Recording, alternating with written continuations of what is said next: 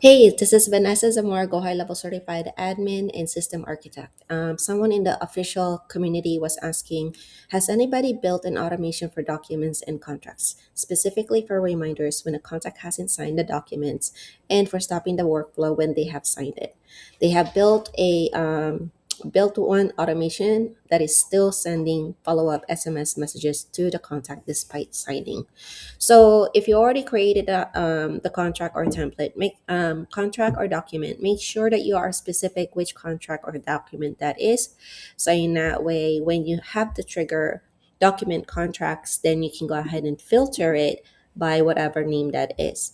So you can use the template right here is and then the specific one. But otherwise, we can go ahead and just like use a just a for show right here and then save trigger. Now we can go ahead and just like, create the if else condition because there's a few things that I want you to take a look at. The question would be status of the document contract, right?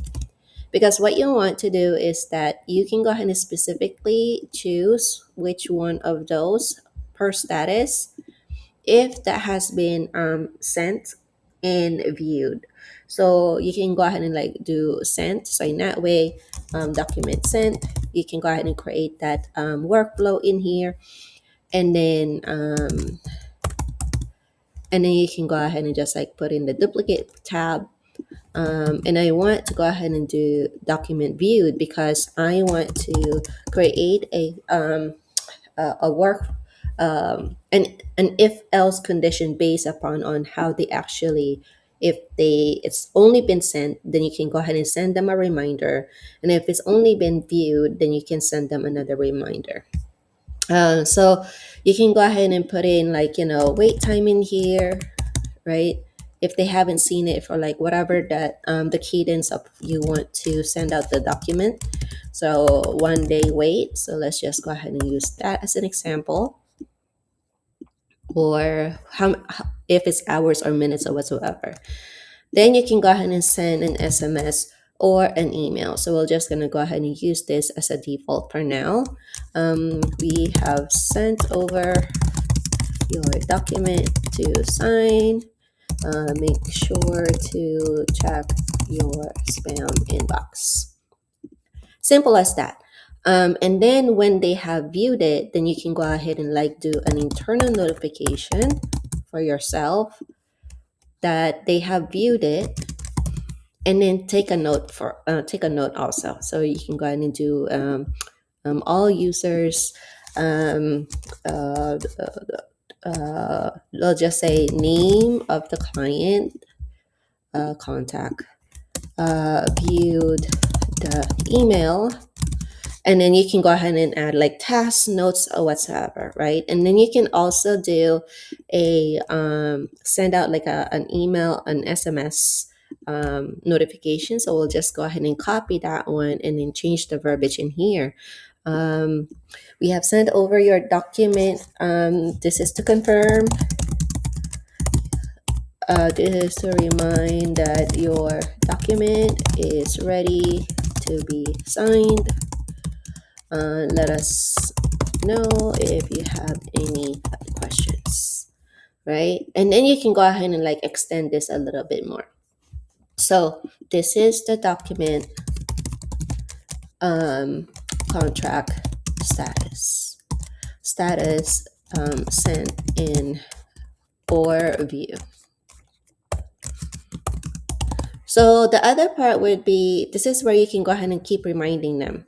And if you have not structured it in this way, this would be like the cleanest way to do it.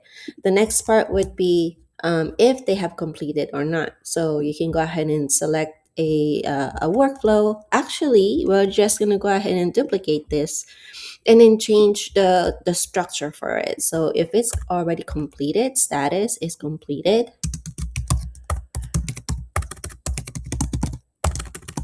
or even include denied, because there's one part of the what do you call this, of the trigger, since we are using the same of document anyway, and then we can now change this as sign in accepted. And then this one now will be completed. Now, the structure for this one can now be changed because this one is accepted and completed. Then you can go ahead and put in the notification. I'm just going to copy this part right here, and then we can go ahead and add workflow, and that would be remove from workflow. And then we'll just use the another workflow, and that would be the one that we have named it as document sent and viewed. So now every time that they would go ahead and like either any of these actions, then it will be taken off from the first one that got sent or viewed only. So we can just copy the workflow in here, send it over in here, and then you can go ahead and structure whatever task or internal notification to let you know or your staff that the person actually they actually signed it for you. So I hope this helps, and I'll talk to you later.